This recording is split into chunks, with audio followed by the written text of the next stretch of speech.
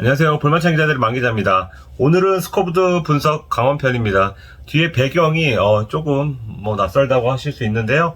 성남FC 부산 전훈 갔다가 근처에 있는 부모님 댁에 와서 하룻밤 묵고 갑니다.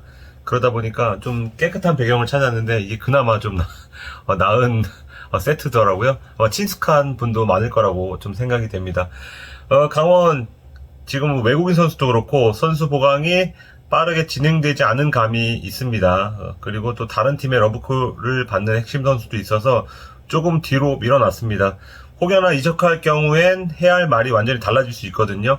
그런데 울산 그리고 전북도 그렇고 강원 편도 더 밀어놨다간 이거 시즌 시작하고 나오겠더라고요. 그래서 부랴부랴 강원전을 준비를 했습니다.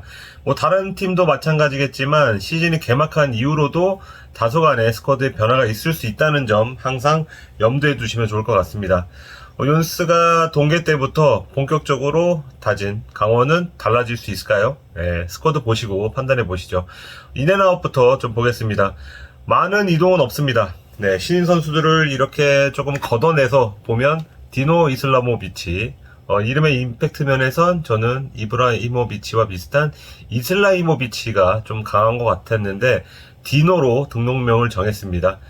대부분 지금 한국에 들어온 선수들이 좀 짧은 외국인 선수들 짧은 이름을 조금 지금 밀고 있는 그런 느낌도 있습니다. 노르웨이 명문팀에서 좀 로젠볼이라는 팀에서 뛰었고요. 장신 공격수입니다. 이따가 자세히 얘기할 것 같은데 그리고 그 최용석 감독과 함께한 제자죠. 골키퍼 유상훈 그리고 수비수 김원균이 새롭게 합류를 했습니다. 지난해 이랜드에 몸담았던 전 일본 대표 미드필더죠. 고바야시 유키가 합류한 것도 눈길을 끕니다. 그리고 예정된 대로 자칭 실패자 마사가 대전 하나로 완전 이적을 했고요. 좀 아쉬움을 남겼었죠. 외국인 공격수 듀오인 실라지와 마티아가 정리가 됐습니다. 실라지 없는 삶을 살아야 되는 팬들 참 좀 허전할 거라는 생각이 좀 듭니다. 그리고 골문을 지켰던 이범수는 전북으로 떠났습니다. 전체적으로 보면 크게 마이너스 요소는 없어 보이지만 아주 큰 플러스 요인도 없는 그런 상태입니다. 현재까지는. 그리고 다른 팀 모든 팀들이 마찬가지겠지만 외인 공격수가 얼마나 해주느냐가 좀 관건입니다. 큰 폭의 변화가 없다는 점은 어떤 면에서는 연속성 그리고 안정성 측면에선 좀 괜찮다고도 좀 생각이 됩니다. 포지션별로 좀 보겠습니다. 공격수입니다. 디노 얘기 안 할 수 없습니다. K리그 팀들이 일단 어떤 레벨의 선수라도 외국인 공격수를 영입하려면 당연히 토종 선수 이상의 많은 돈을 들여야 됩니다. 큰 돈은 큰 기대감을 동반하기 마련이잖아요. 강원이 지난해 유독 외국인 공격수로 재미를 못 본 팀 중에 하나입니다. 외국인 선수, 공격수, 수비수 다 포함해서 리그에서 5골에 그쳤습니다. 이건 국내 공격수 이정엽, 고묘일과 같은 선수들에게도 득점 저조한 건 책임이 있지만 어쨌거나 강원은 전방 무게감에 변화를 줄 필요가 있었습니다. 기록으로 보니까 지난 시즌 강원의 박스한 슈팅이 아래에서 4번째더라고요. 오프사이드는 2번째로 많았습니다. 이 말은 전체적으로 공격의 효율성이 떨어졌다. 찔러준 공을 김대원 등등이 받는 식의 패턴이 좀 많았던 걸로 기억하는데요. 그 과정에서 오프사이드 트랩에 자주 걸리면서 좀 비효율적인 공격을 할 수밖에 없었습니다. 그런데 일단 이번에는 190cm 장신 공격수죠. 디노가 왔잖아요. 이 선수가 이제 박스 안에서 버텨준다면 공격 전략이 작년과는 또 달라질 것으로 보이고요. 또 디노가 잘 적응해준다면 불필요한 오프사이드 반칙을 줄이고 득점 확률도 더 올라가고 더 높은 박스한 슈팅 횟수를 좀 기록하지 않을까, 여러모로 효과가 아주 클 거란 예상이 됩니다. 디노 선수 영상을 좀 살펴봤습니다. 그런데 떡대도 그렇고 이 선수가 주발이 왼발인 것 같더라고요. 그래서 왼발로 페널티를 찰 때 모양, 팔을 약간 이렇게 드는 모양도 그렇고 헤더, 그리고 왼발 감차, 그리고 문전 앞에서 슈팅 센스, 힐킥, 지루도 유명한 장면이 있는데 그런 힐킥을 한다는 점에서는 미리 얘기했네요. 올리비에 지루와 아주 흡사한 유형으로 좀 보여집니다.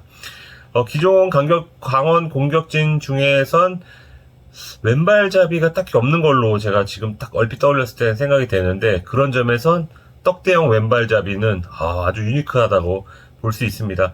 그 영입 과정 구단이 공개를 했죠.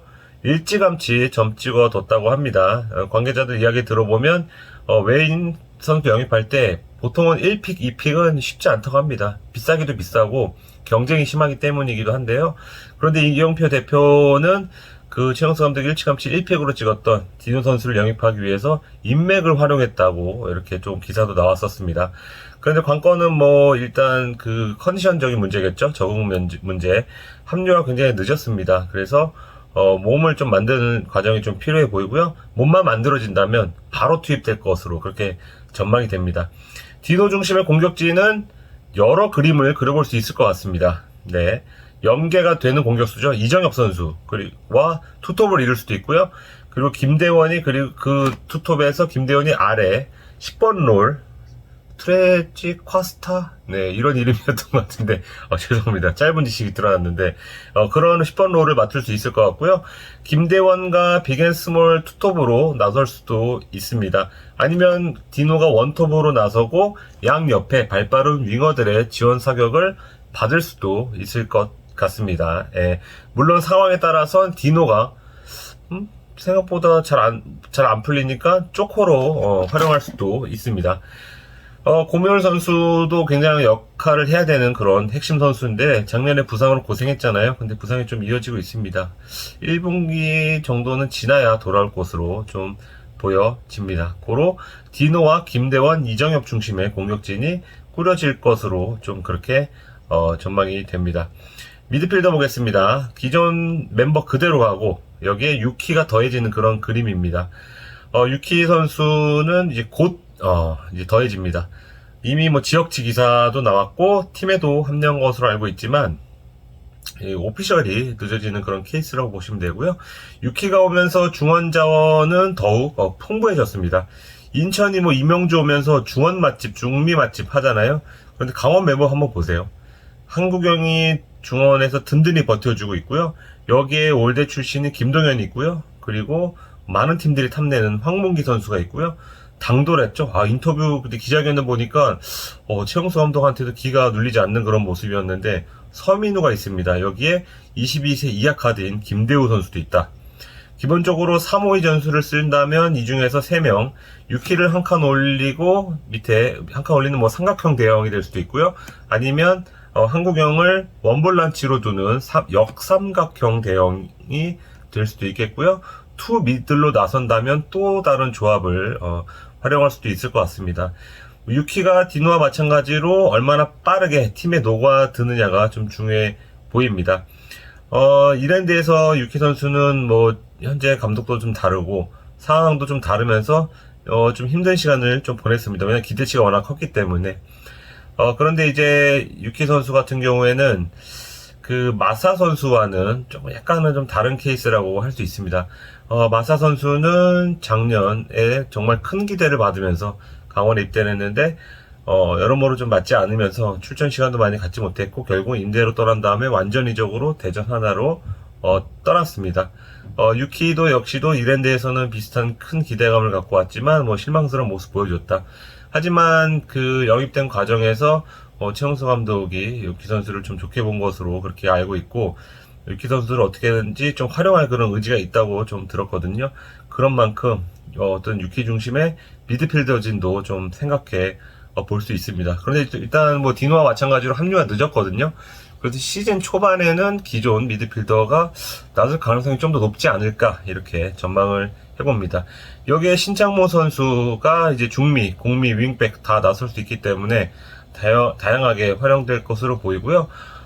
그리고 이제 개막전에 한국영 선수가 출전할지는 약간 미지수입니다. 지금 발목 상태가 좋지 않아서 그래도 이제 개막전에 맞춰 복귀하려고 노력 중이라고 좀 들었습니다. 수비수 가보겠습니다. 방송을 찍는 10일 현재까지 수비진에 큰 변화는 없습니다. 그런데 변화가 있을 수도 있습니다. 이렇게 말씀드릴 수 있을 것 같은데요. 일단 핵심 센터백이죠. 임채빈 선수의 거치가 100% 정해지지 않았습니다. 방송을 찍기 전에도 뭐 커뮤니티 같은데 보니까 많이 돌아다니더라고요. 임채민이 특정 팀에 합류를 했다. 기사는 안 나왔는데 갑자기 단독 그런 게 뜨는 거 보고 뭔가 좀 다른 루트의 단독이 있나고도 생각이 됐는데 현재로서는 떠날 가능성이 높은 상황 정도로 정리할 수 있을 것 같습니다. 여기에 최근 유럽 매체에서 2000년생 센터백이죠. 스웨덴 출신 케빈 회그 얀손이 디노와 같은 팀으로 이적할 수 있다는 보도가 있었습니다. 그렇단 말은 기존 외인 선수 중에서 만약에 온다면 한 명을 정리해야 된다는 그런 얘기고요. 포지션상으로는 얀손이 센터백이기 때문에 미드필더도 되지만 아슐마토프 쪽이 되지 않을까. 최용수 감독이 아슐마토프의 실력을 그렇게 높이 평가하지 않았다는 좀 얘기를 좀 들었거든요. 그런 만큼 아슐마 가능성이 좀 있어 보이고요. 그런데 이제 뭐 아직 떠나지 않은 선수, 아직 오지 않은 선수로 좀 분석을 해드릴 수는 없잖아요. 그러니까 현재 버전으로 다 있다는 가정하에 3백을 썼을 때는 윤석영, 임채민, 김영빈이 이런 어떤 베테랑 조합이 좀 이렇게 보입니다. 셋 중에 한 명은 보통 전진이 되는 어떤 그 수비수를 쓰잖아요. 3백을 쓸 때 그거를 일단 윤석영에게 맡길 수 있고요. 그 윤석영이 왼발잡이 왼쪽인데 반대로 오른발잡이 오른쪽에서는 임창호가 그 역할을 대신하고 윤석영은 지난 시즌과 마찬가지로 어떤 특급 조커를 활용할 가능성도 좀 열려 있습니다. 윤석영, 임창호 이렇게 어떤 커리어도 좋고 경험도 있는 선수들이 버티고 있다는 점은 아주 완전 중요한 존재다. 이렇게 조금 봅니다. 윙백은 작년에 전역한 선수가 있어서 좀 풀이 늘어났습니다. 정승용, 강지용, 용용 듀오가 아주 팀의 큰 보탬이 될 것으로 보입니다. 앞서 언급한 임창호는 저 개인적으로는 작년에 오른쪽 윙백으로 나섰을 때 확실히 더 좋은 모습 보였던 것으로 생각되거든요. 왜냐면 이 선수가 신나게 오버래핑을 나갔을 때 표정도 조금 밝아지고 좀 활약도 좋아지기 때문에 오른쪽 윙백이 나와 보이지만 일단 강지훈 선수도 있다 보니까 임창호는 여러모로 약간 다른 여러 포지션을 좀 소화할 것으로 그렇게 전망이 됩니다. 정승용 선수는 일단 윤스와 함께한 그 서울에서 함께한 인연이 있기 때문에 어떻게 활용할지 서로를 잘 안다고 그런 장점이 있습니다. 임채민 거치 그리고 외국인 수비수의 교체 가능성 이런 변수가 있겠지만 연수 스타일을 잘하는 선수죠. 일단 베테랑 김원균도 왔고 현재 시점에서는 여러모로 연스식의 단단한 효율 축구를 뒷받침할 수비 자원은 어느 정도 갖춰진 상태다. 이렇게 볼 수 있습니다. 그리고 이게 임채민의 이탈을 대비한 차원인지는 모르겠는데요. 최근 연습 경기에서 미드필더 서민우가 센터백이 가운데 자리로 내려오는 요새 뭐 유행하는 그런 전술이긴 한데 그런 것을 좀 테스트 해본 것으로 알고 있습니다. 수비 관련해서는 재밌는 얘기를 좀 들었는데 이번에 19세 이하 대표팀에 속한 유망주 2명이 강원FC에 입단을 했습니다. 수비수 최인규와 공격수 최성민입니다. 둘 다 강릉에 있는 고등학교 나왔는데 재밌는 게 같은 강릉이지만 학교는 달라요. 예. 그렇다는 말은 강원의 유스팀은 한 팀이잖아요. 바로 강릉 제1고입니다. 그 말은 다른 한 선수는 지역 라이벌 고등학교에 나왔다는 거고요. 공격수 최성민이 강릉 제1고 그러니까 강원의 유스 출신이고요. 최인규는 강릉 중앙고입니다. 그러니까 포지션 공격하고 골을 막는 그런 어떤 부딪히는 포지션도 그렇고 지역에서 계속해서 라이벌로 맞붙었던 선수들이 한 팀에 속했습니다. 예를 들면 한 선수는 리버풀 유스고 다른 선수는 에버턴 유스인데 리버풀이든 에버턴이든 프로에서 같은 팀에 속하게 된 겁니다. 예. 그런데 이제는 라이벌 의식을 좀 지우고 강원의 같은 목표를 향해서 의기투합해야 되는 그런 상황에 놓였습니다. 최용수 감독이 어디서 들었는지 제가 정확히 기억 안 나는데 팀 어린 센터백 중에 괜찮은 친구가 있다고 그렇게 말했던 것 같거든요. 그게 최인규를 말하는 건지도 모르겠습니다. 골키퍼 가보겠습니다. 이범수가 떠났는데요. 어느 정도 예견된 일이었습니다. 지난 시즌의 말미 팀이 위기에 빠졌을 때 최용수 감독이 지휘봉을 잡았는데 그래도 경험이 있는 이범수를 어느 정도 좀 믿을 거라고 다들 좀 예상을 했잖아요. 그런데 이광현을 깜짝 선발했고 이광현은 기대에 부응하는 선방을 보였습니다. 그래서 이범수가 떠날 거라 예상했는데 결국 전북으로 떠났고요. 그리고 그 다른 비어있는 자리는 윤스가 아주 잘 아는 서울에서 뛰던 유상원 선수를 좀 영입을 했습니다.